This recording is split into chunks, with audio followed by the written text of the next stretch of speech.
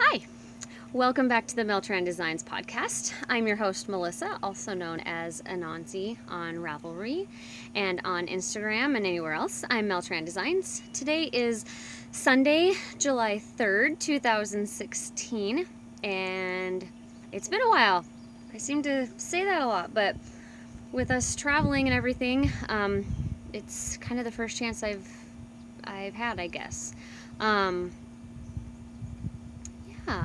So I will talk to you about that in a second. It's quite hot and humid out here right now, so I'm going to talk quickly and keep it fairly short. Um, Sorry, let me get my thoughts together. Happy Independence Day to all of you who live in the States. It's the 4th of July tomorrow, the day that we, at least started to gain our independence as a country. um, so, anyways, be safe, have fun.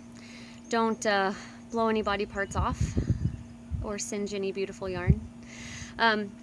I will start out by telling you weeks in review. After I say welcome if you're new, welcome back if you're returning. Thank you for spending time with me, and I hope you enjoy our time together. The drive across the country with the kids was so much fun. It was a little stressful, like at times, but overall, they did a really good job. So, yeah, it was cool. The first night we went to Rawlins, Wyoming, and stayed at the KOA campground there. If you have never heard of, it's the letters KOA. I think I talked about it in my last podcast that we were going to be staying there. It's my new favorite thing. I'm not going to lie. That one was the most basic of the three we stayed in. There's not a lot in Wyoming, though, anyways. But it was nice because we had our tent spot. There was a picnic table, and over in the corner there were two fences like this, so you could put your tent up right in the corner there, and it gave you a little bit of privacy, and it blocked the wind. And they had, where all the tent camp spots were, there was what they called the camp kitchen, and it was a big kind of a band shell kind of thing with lots of picnic tables underneath it. And then there was a cooking area with a stove and a microwave and lots of plug-ins. And around, and there was one sink, but around on the back, just kind of in the open area, there were a couple of sinks. So we didn't cook there, but the kids, in the morning before we left, they went and plugged in all their electronics and got online for a few minutes before we left and played while I was packing up. It was easier for them not to be trying to help and get underfoot. It wasn't because I'm a control freak. It's because it was just easier and quicker. So there was a little playground there, bathrooms and showers, obviously, and there was some sort of a water park thing, I think they called it a sprinkler park. So it's not a pool, but there's water. Anyways, it was too cold and windy, so that wasn't really applicable. But anyways, we did that the first night. The second night we were in Kansas at I think it was called Wakini.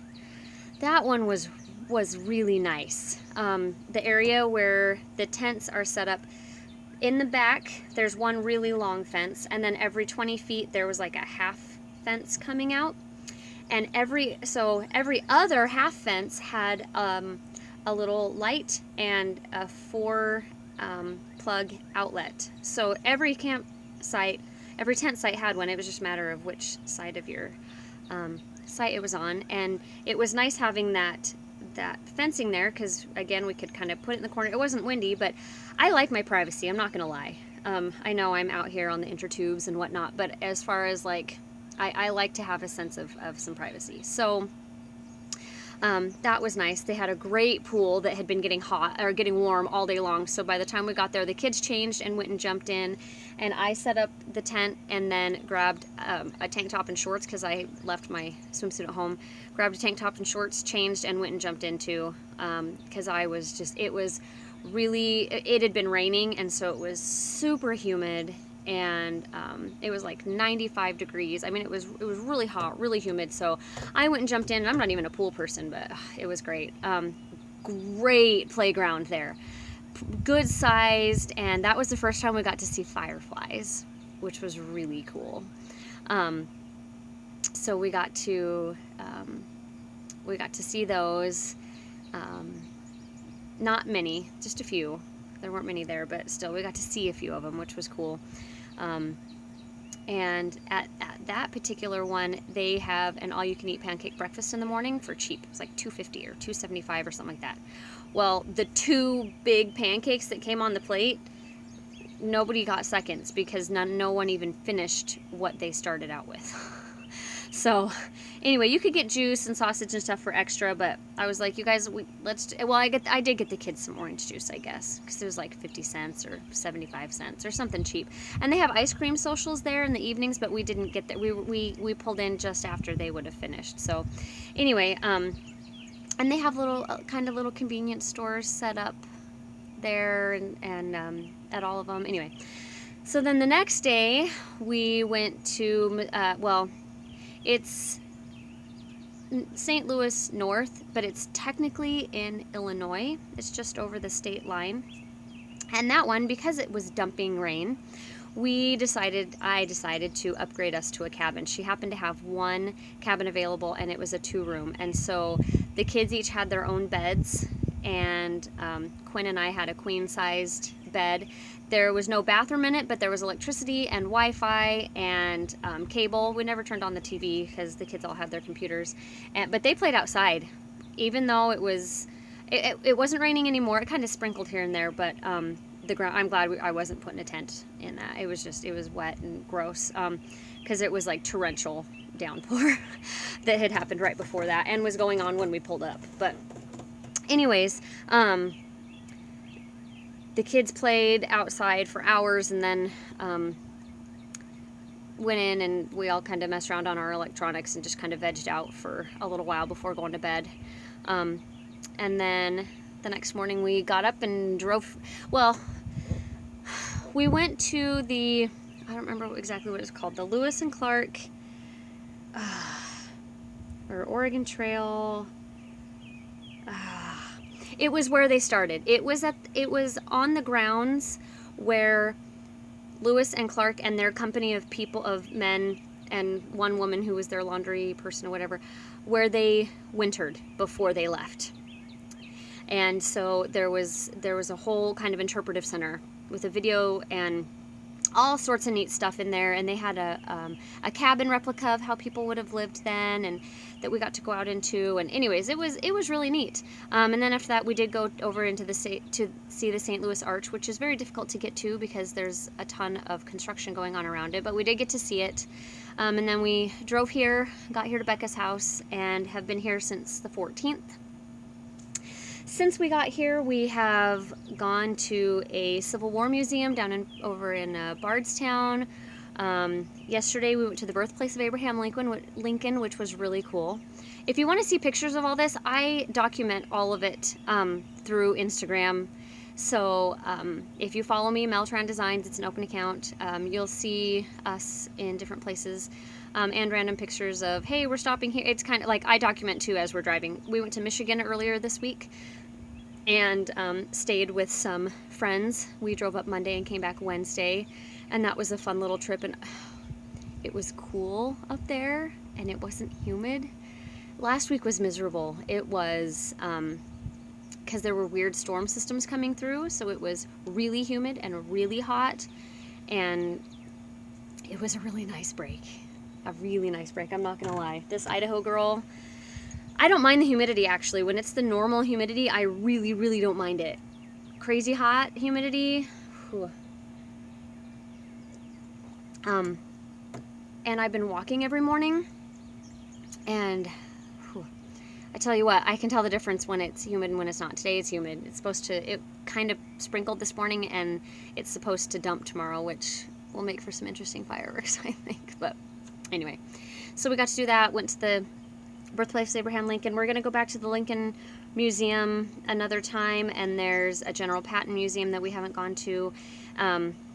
We are gearing up next week. On Monday, we leave for Washington, D.C., so we will be there for the week, and the week after that, for a couple of days, I found a KOA campground that is close to Mammoth Cave, and right there is Kentucky Down Under and Mammoth Onyx Cave, which is part of Kentucky Down Under. Anyways, I want to spend a couple days there, so we'll go. It's not very far. It's like, couple hours, maybe hour and a half. Like, it's not very far, but I would like to go there and spend a couple days, so it'll be fun to camp overnight. So anyway, let's see, what else? Have we done anything else? I think that's pretty much everything. I mean, we've been doing stuff around here. Anansi went to girls camp with Becca's church here, which is cool, and we've been going to church, and it's so much fun to get to know new people and just be drawn into their church family for the I don't know, 6 Sundays that we're here or whatever. And yeah, so Anansi has like a group of friends here, and it's cool because one of them, she's actually getting ready to leave for a month-long trip. They're going to Idaho because her mom is from Idaho and still has family there. So I was like, hey, when you and she tries to go back every year. So I was like, hey, when you come back, we'll just meet up, because the place where she goes is 2 or 3 hours away from where we live. I was like, we can either meet in the middle or we can just come to you. You came across the country. We can just drive over there, and, you know, not a big deal. So anyway, that's been really fun. Let's see, other than that, we dyed the kids' hair blue. Well, Anansi has just the tips. Kyan has just the bangs. Eli, we just used what was left over. It's like a semi-permanent stuff we got at Sally's. They're having fun with that. Got some new nail stuff. Yeah. All right. So that catches you up. Only 11.5 minutes. See, and it's been almost a month. I did not mean for it to take this long. And what I'll do in the future is just sneak outside and do it really quick. The kids are playing and recording videos on my old tablet and all that kind of stuff. So anyway, I have some knitting to show you. I do have a finished object, but unfortunately I can't show it to you. It's the thing I'm working on for kind of the secret stuff I've been telling you about. So I cannot show it to you, but it's done. I'm really happy with it. So I hope you guys all like it as much as I do, because I really like how it turned out. But after that, I cast on the pattern that Megan Williams designed to use up the mini skeins that we got at ZK. It's called Joy Alloy. It's a beautiful asymmetrical shawl, and it's the only thing I can seem to work on. Like, I don't know. I'm not a monogamous knitter. I can't stop working on this thing. Like, I can't wait for it to be done, and so I just keep working on it and working on it and working on it. And I don't have as much knitting time as I would like, but it's an okay enough time that...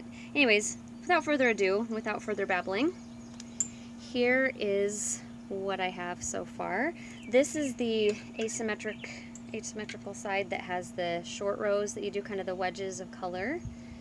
And then here's the other side.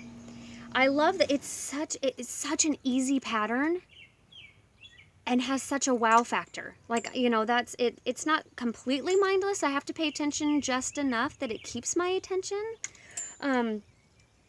But I don't have to pay so much attention that I can't listen to somebody talking to me or watch a show or, you know, whatever. So anyways, I have red, orange, yellow, green, blue, as you can see.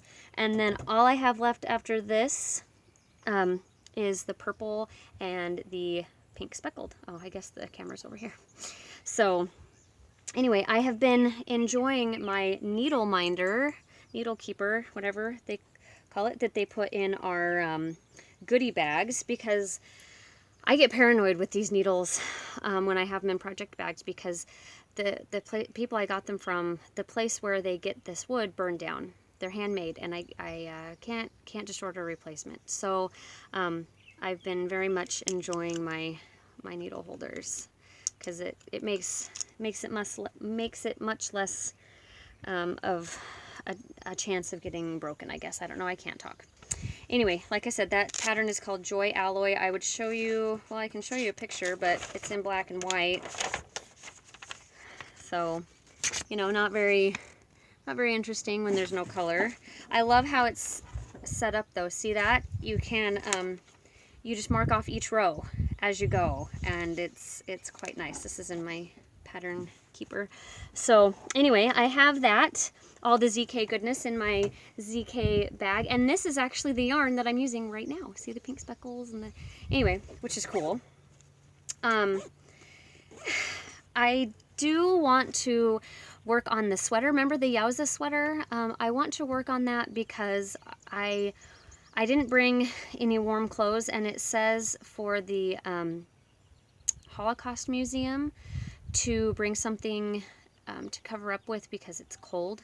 I do have like a blanket I could take with me that's a fingering weight blanket. I can, if worse comes to worse, I can take that. Yeah, I have, like, as you can see, I haven't worked on that. I will probably put this down for now. I need to put the kangaroo pouch on it first and then put the sleeves on. And last night as I was working on this, my mind started wandering to the kangaroo pouch. So that means it's time to get that going. So yeah, that will be showing up in my next podcast. I did spin some last week. I was standing, I could probably say in acquisitions, but I got a Fitbit. And I've been really, really thoroughly enjoying having the encouragement to walk and stuff. And so to get more steps, I was drop spinning. And anyways, it pretty much looks the same as it did. So I will show you when I remember to bring it out with me or when I'm finished. It's just one of those little pigtail braids that I love to do on there. Let me think. There was something else I was going to say. Oh, yes. Okay. So as far as designing goes, I need to have the project I've been working on test knit. I think I told you before that it was a shawl. It's a single skein fingering weight shawl. That's really all I can say. And it has to be kept a secret. I can't even show you a picture unless you message me and say, hey, I want to knit it. It's not a beginner shawl, but it's not like crazy advanced, even star lace on every round, crazy new stitch. It's not like that. Basically, you have to know how to knit. You have to know how to purl. You have to know how to yarn over. You have to know how to read a pattern thoroughly and read the pattern notes before you start the pattern to make sure you know what's going on. You need to be able to knit through the back loop. You need to be able to pick up stitches. So it's pretty basic stuff, but there is an assumption that you know how to knit and you know how to read patterns in the pattern. But like I said, it's not difficult, and it's not even advanced. It's just not beginner. So if any of you would like to test knit, I need people who can give me a quick turnaround. By quick, I mean by the 20th of this month. Sorry, my nose is itching.